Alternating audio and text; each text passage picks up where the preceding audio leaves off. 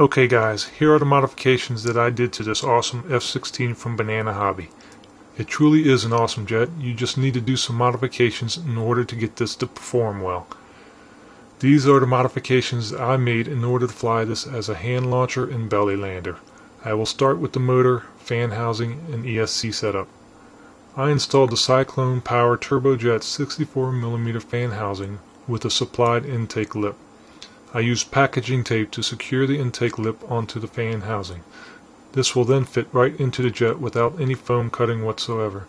I did not even glue the fan housing into place at all. It is just sitting freely inside the jet ducting. Once you screw the bottom hatch into place, the fan housing is nice and snug. The intake lip of the fan housing holds it into place. The motor I used is the Cyclone 450 4500 kV 64mm motor. You can get the motor and fan housing as a package deal. You can find them EDF Hobbies in the USA and pw-rc.com in Hong Kong. I opted to use a 7-blade fan from Hobby King. This fan has an aggressive pitch to it and it gives it more speed. If you choose to use the Hobby King 7-blade fan, make sure you get the shaft adapter that will fit the fan from Hobby King as well, or you will be doing what I did and drilling out the fan's center hole to fit the Cyclone's shaft adapter. With this 7-blade fan installed, you will be pulling up to 75 amps full throttle, so I used the Cyclone 85 amp ESC. It's nice to have the same brand motor and ESC knowing that they work together.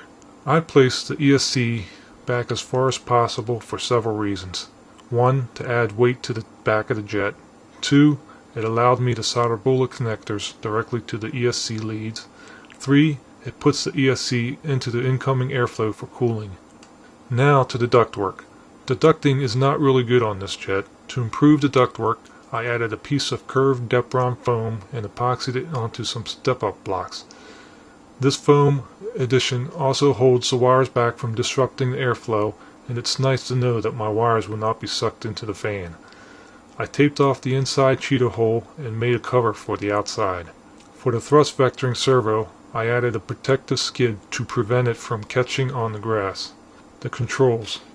I removed the mixing Y connectors and fly this with ailerons and elevators with very little thrust vectoring applied. The battery compartment. I fly my F-16 on a zippy 2800 4S30C battery. In order to fit this battery in, I had to shave out all the foam from the battery compartment back to the area where the receiver and servo wires are stored. I also had to shave off a little foam from the underside of the cockpit canopy hatch. I moved the rudder servo to the back far corner and epoxied it to the side of the battery compartment. To save weight up front, I removed the 2 heavy-duty rare earth magnets and replaced them with 3 smaller, lighter magnets. This allows me to open the battery hatch a lot easier. The elevators. Everybody is having the same issue here. You will need to beef up the elevator rods or just do away with them altogether.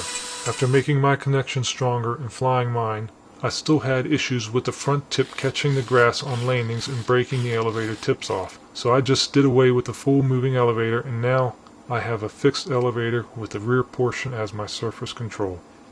The nose cone. Flying with a larger battery pack and without the landing gear, you may experience breaking the nose off, not once, not twice, but I managed to break that nose cone off about 5 times before I made this next modification.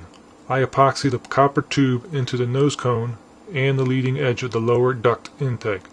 I then used a wire to act as a spring to keep the jet from nosing over on the grass landings. For damage protection, I fiberglassed the lower leading edge of the duct intake for those hard grass landings. This has worked out great so far. For cosmetic details, the lower rear tail section is a little long. I cut it off and shortened it to match the real Thunderbird.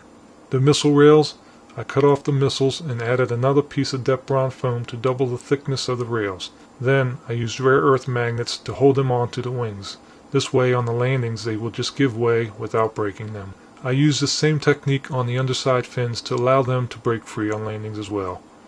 I made the pilot out of sculpting foam and added the F-16 cockpit with a heads-up display. I hope this video will help some of you guys, as it took me forever to get this jet flying dependable without breaking something on every flight.